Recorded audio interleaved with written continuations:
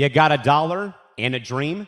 We'll tell you how to turn it into a bad decision that pays off. We're talking spreads, totals, money line madness, and the bets that your financial advisor told you to avoid. We cover it all. It's time for the picks that are absolutely unnecessary. Welcome to Unnecessary Wagers, right here on the Empty the Bench Network. Now, here's your hosts, Nick DiMartino and Liam Barwick.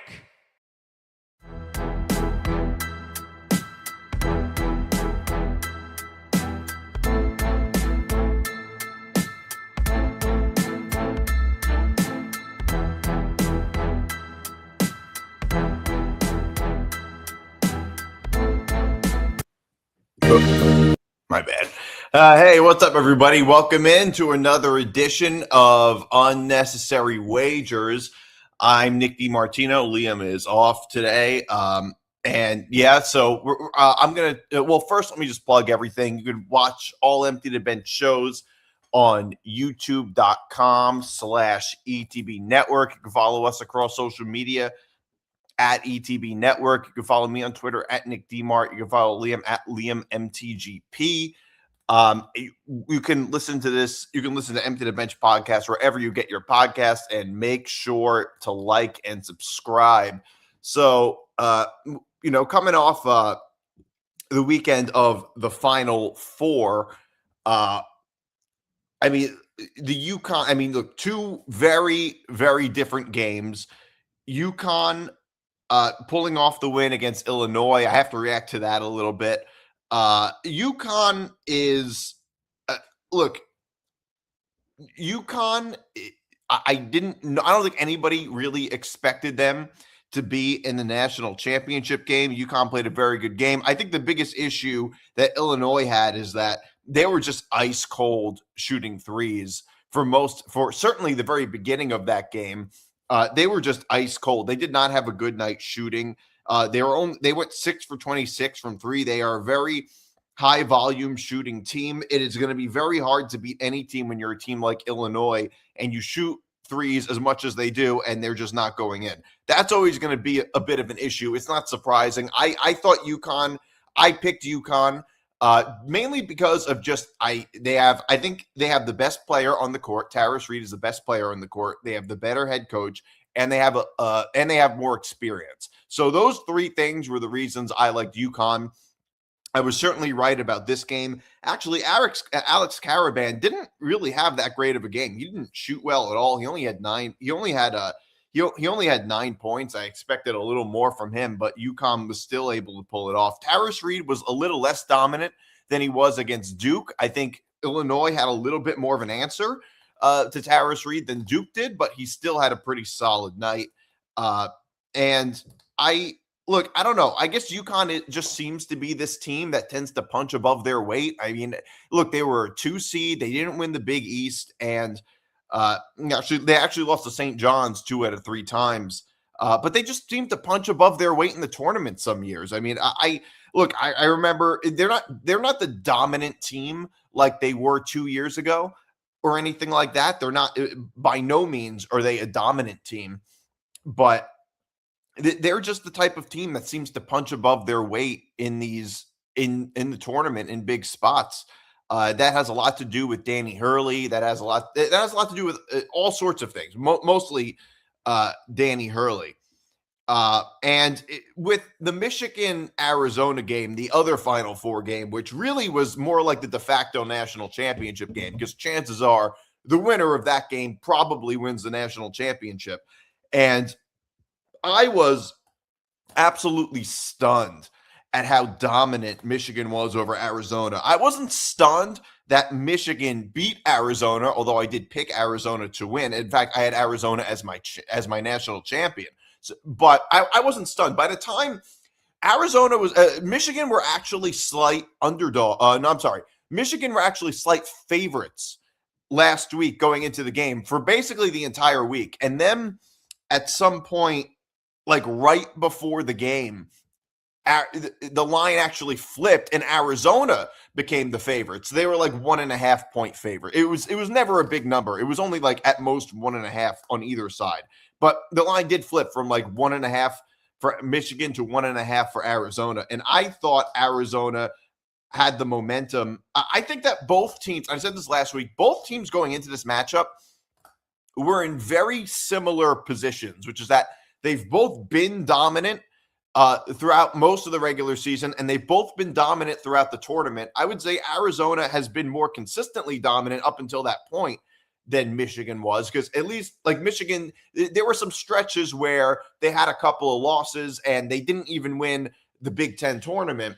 Arizona at least won the Big 12, and the Big 12 was an even better conference than the Big 10 was this year. I mean, like the Big 12 was a great conference, and that's in spite of the fact that a few teams had some pretty bad injuries in the Big 12, which in some ways, which kind of like if it weren't for like the injuries to like BYU and a Texas Tech, I think the Big 12 could have been an even better conference.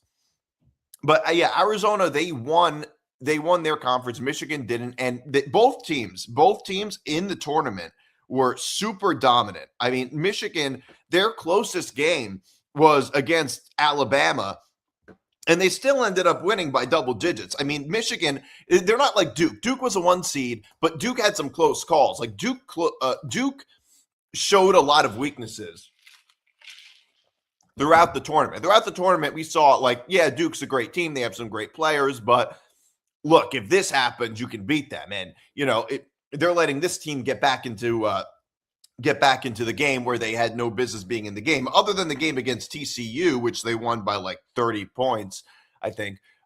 They were not a dominant team. They didn't look good against Siena. Siena actually came close to beating Duke. St. John's came close to beating Duke. Maybe if St. John's guards could shoot a little better, they would have been able to beat Duke. And then, of course, UConn, you know, they let UConn back in the game when Duke was up. Like UConn at one point was shooting like 1 for 18. Like they were shooting terribly. They dug themselves in this terrible hole against Duke. And how many times can you beat a 1 seed when at one point in the game you're shooting 1 for 18 from 3? There aren't that many 1 seed teams that is capable of beating a 1 seed when you dig yourself in such a big hole earlier in the game. UConn's one of the few that actually can. For Michigan though, the only game that was remotely close was against Alabama, and that was only in like the first half. They still ended up winning that game by double digits, and then, you know, that's just because Alabama, they play offense but they don't play any defense. Like that's really all it is. But if you look at both of these teams, they've been so dominant. I mean, if you look at, and even if you look at the Sweet 16, the Elite 8 game, Michigan destroyed Tennessee and by more than 30 points, and Arizona beat Purdue, not as dominant, but at one point, but certainly was also a very dominant win. And I would say Purdue and Tennessee are like similar. I would say similar caliber teams. Purdue's probably a little better, but they both had pretty big wins against, and both have been very dominant. None of these games were really all that close. Arizona didn't struggle against Arkansas. And, you know, unlike Duke against Siena, they didn't struggle against Long Island. So against LIU. So, you know, if you look at both of these teams, it seems similar. Now, their play styles, I think, are very different. I mean, Michigan, they shoot a lot more threes than Arizona does. Arizona shoots threes sparingly. They're not an inefficient three-point shooting team, but they do it sparingly.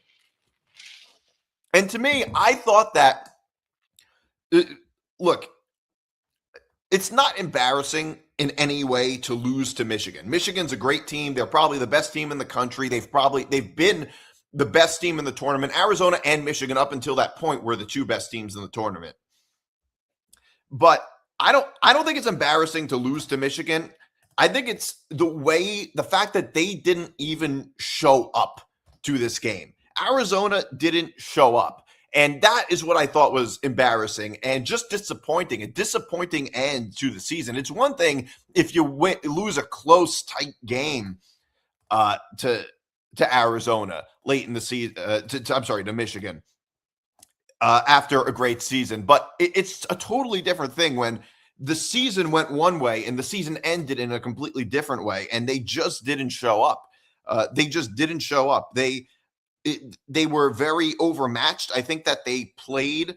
I think they tried playing Michigan's game. I think the game was a little was faster. Like if the game's faster paced, that's gonna with a lot more shooting, that's going to benefit Michigan. If the game is slower paced with more work in the paint, that's going to be Arizona's game. And I think they were trying to beat Michigan at their game, and it really just didn't work. I mean, nobody on the roster, nobody was really shooting all that well for Arizona. And and by the way, it's not even like everything went right for Michigan. Like, first of all, for most of like the second half, like the first half, Michigan was winning. And I really thought that I just chalked it up to like, all right, Michigan's having a good first half. Maybe in the second half, things turn around. At one point, Arizona was losing to Purdue and they were able to win pretty comfortably. But then in the second half, it was a totally different game. And by the way, it's not even like everything went really well for Michigan. I mean, Cadeau did not shoot very efficiently. I mean, I think there was a tweet during the game that said he had the best 2 for 12 performance because he was shooting in the first half 2 for 12. He shot 5 for 17 in the game. He was not shooting very efficiently. Not to mention he had 4 fouls. Like, he wasn't shooting very efficiently, but a lot of times Michigan was just like, whenever he missed a shot, a lot of times Michigan just grabbed the rebound and then put it back up. It almost didn't even matter. And Lendeborg, he only played 14 minutes in the game. He didn't play much of the second half. He was limited. He was limited in his availability. Probably played half as much as he normally would. And Michigan the game still wasn't even close. Which I think it's really just such a disappointment for Arizona for the season to end this way, for them to look like they didn't even put up much of a fight. I didn't expect this. I had Arizona winning it all, and they won 91-73. Michigan won by 18 points, but that game, like the score, makes the game look closer than it really was. I mean, Michigan kind of took their feet off. They kind of took their foot off the gas toward the end of the game. Arizona scored a lot towards the very end of the game when, like, in garbage time when it didn't matter. I mean, Michigan could have won this game by 30 points. I mean, the 18-point deficit doesn't do it justice. Michigan really destroyed them worse than that. And in terms of this upcoming game, UConn versus Michigan, we talked about it a little bit on the lounge yesterday. And Ben is a UConn fan, and even he was just scrambling around trying to avoid saying that Michigan was going to beat them. Like, he was like, I'm optimistic, but I don't think they're going to win. Like, it's going to be, look, UConn's had a great season. Like I said before, they tend to punch above their weight, which they certainly did in the tournament this year. They punched way above their weight. But I mean, I think Michigan is on a whole nother level. I think this game against Arizona may have said more about Michigan than it did about Arizona, to be honest. I mean, Michigan has been so dominant just in these past 2 games. I mean, they were dominant. They beat Tennessee by 33 points and Arizona by 18 points. I don't know how many other teams in college basketball could have. I don't think any other team could have achieved that. I don't think any other team could have done what Michigan has done in this tournament in these past couple of games. And like I talk about in college football, sometimes teams are in better form than others at certain points. We see it like Miami, for instance, was in really good form when the playoffs came around. They were in better form than Alabama was, or Oklahoma was, or A&M, or a lot of all these other teams that were ahead of them in the rankings. And Michigan was a 1 seed, but I think that now they're in their best form. They're in their best form now, better than they were in the Big East, the Big Ten tournament. I just don't think Michigan is really all that beatable. My pick for this game is Michigan minus the 7.5. I don't know about the over-under. I don't know about the over-under because a lot of that depends on my only issue with taking the over in this game is that if Michigan is ahead by a lot, I think they're going to slow it down. Like they're not going to be taking a whole lot of shots, a whole lot of threes if they're winning by a big margin. They're going to try to slow the game down. The other question about it, I would say, is Tarris Reed. Like, what answer does Michigan have for Tarris Reed? And that's one thing, because I don't know 100% if Lendeborg is going to be healthy or not. Because it looks like, it looks like he's going to. So it looks like he's going to be playing Lendeborg, and it looks like Solo Ball is not. It looks like Solo Ball is not active in this game. Oh, no, I'm sorry. He is expected to play in the championship game, but so Solo Ball for UConn is expected to play in the national championship game, despite suffering a left foot sprain. And yesterday he was in a walking boot, but I don't know. So he's expected. Here's the thing. If this weren't the national championship game, there is no way Solo Ball would. There is no way Solo Ball will be playing. I mean, and it's probably going to be his. It might end up being his last year. There's no way. Obviously, there's no way he would be playing if this weren't the national championship game. So he's not 100%. Lendeborg is also not 100%. So he's active. Lendeborg is active, but he suffered a sprained MCL and an ankle injury against Arizona. The MRIs were clear, but I don't know if he'd normally be playing. I don't think either of these guys would normally be playing. So they're both probably going to be playing, but their skills are going to be a little bit limited. And I think that, if anything, benefits UConn a little bit because, I mean, who's going to be guarding Tarris? Lendeborg is probably going to be guarding Tarris Reed. He's the best check against somebody like Tarris Reed, most likely. So I think that benefits UConn a little bit. But in terms of the thing is, though, in terms of how dominant UConn has been, in terms of how dominant Michigan has been, I mean, UConn wasn't dominant at all. UConn, they were able to pull off a win against Duke because of a turnover and then hitting a three, which was almost a half-court shot. I mean, that wasn't really all that dominant. I wouldn't say UConn, I mean, they slid past Michigan State. UConn was by no means, UConn is the type of team that figures out a way to win, but they're not a team that's dominant. Michigan has been dominant, and that's the difference. And Michigan being able to beat Tennessee by more than 30 points and just destroying Arizona, who was a 1 seed, not just a 1 seed, but historically just having a historically amazing season and has also been dominant throughout the tournament, dominant throughout the regular season. I just don't think UConn can cover this number. They will be overmatched.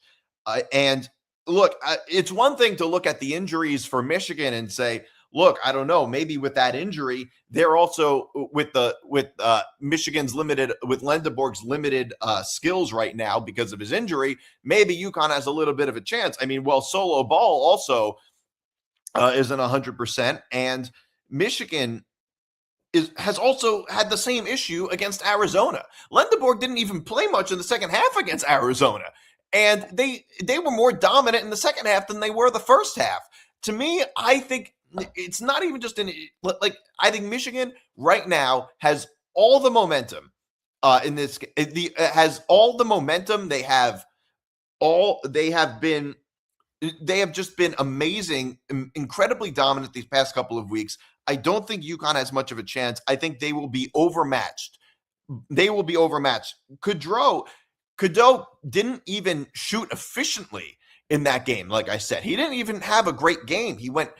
He went like 5 for 17. He had 4 fouls. He could have been much better in that game, and they were still dominant over Arizona. Like, it's not like everything went right for Michigan when they destroyed Arizona. No, some things went right, some things went wrong, and they were still, and they blew them out of the, and they blew their doors off. And that was that was a 1 seed, like a team that lost 2 games the entire season up to that point. I just don't think UConn, and like UConn against Duke, for instance, they were able to really limit. Duke didn't really have an answer for Tarris Reed when they played. And I just don't think that will be the case against a team like Arizona. I don't think Arizona has the same fatal flaws as Duke did this year. And they are not the type of team that lets teams back in the game. So, bottom line is I'm taking Michigan minus the 7.5. I'll put 3 units on it. And let's go to some of Liam's picks, because Liam and I are in the same mindset on this. So it almost doesn't even matter that he's not here, because I'm probably saying most of the things that he'd be saying. So Liam has a lot of picks in this game, and a lot of these picks are very oddly specific, but I do want to read all of them. But I think it's and I like some of them. So his first pick is Michigan first half minus 3.5. Okay, that's a pretty good one. I like it. I think I like it. He's also, like I said before, I like the first half pick. My only worry is maybe they get off to a little bit of a slow start. UConn's good in the first half, and then Michigan just dominates in the second half. That's my only issue. But 3.5, yeah, I think Michigan's winning by more than 4, at least 4 points at the end of the first half. His second pick is Michigan minus 7. Like I said, I like that one. I think it's 7.5 now. I'm sure he's fine. I don't think he's so big on Michigan, I don't even really think it matters that much. His third pick is Michigan team total over 75.5. I like that one too. I like that one. In fact, I'm going to take that too. I'm going to take Michigan team total over 75.5. I'll put 1 unit on it. But yes, just from the way Michigan's been playing, absolutely, that team total is going over 75.5. I'm very confident in that. Michigan. Now, this one is oddly specific. I've never even made a bet like this or even seen a bet available on the apps that looks like this. Michigan first 4 minutes minus 1.5. I don't know where he found that. I don't think that's a thing on DraftKings. That sounds like a poly market bet. I don't know where you can get first 4 minutes bet. But yeah, I mean, I don't know. I would never take a first 4 minutes bet, because you never know when teams get hot and cold. A lot of times underdogs get hot like in the first couple of minutes and then drop off later. It wouldn't surprise me if UConn started off with I don't know, maybe they hit a couple of threes. Maybe Braylon Mullins hits a 3 or something like that.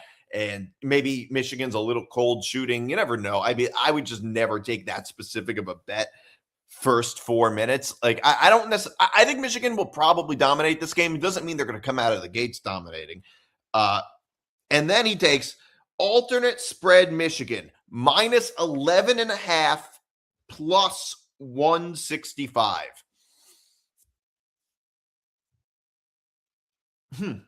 He's even more confident in Michigan than I am. I got to tell you, he's even more confident in Michigan than I am. He's interesting pick. I like it. I don't know if I love the alternate spread pick.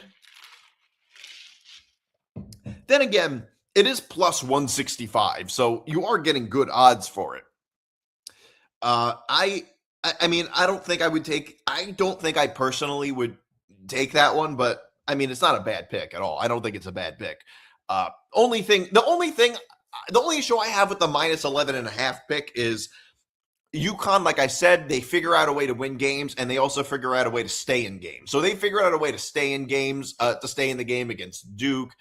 They figured out a way to, I don't think they'll figure out a way to win, but I do think they can figure out a way to at least stay in the game to the point where they don't lose by double digits. I think that could happen for sure. I'm not saying it definitely will, but it wouldn't totally stun me if that were to happen. But yeah, bottom line is my pick is I'm putting 3 units on it. Michigan minus 7.5. I'm just taking an old-fashioned pick. And yeah, I guess it should be interesting. So all right, that's the show this week. I'll see you guys. We'll see. I guess I'll see you guys next week on this. I'm not sure. Not 100% sure. But because this is the end of college basketball season, maybe we'll do some NBA shows for NBA betting. So we'll see you guys around.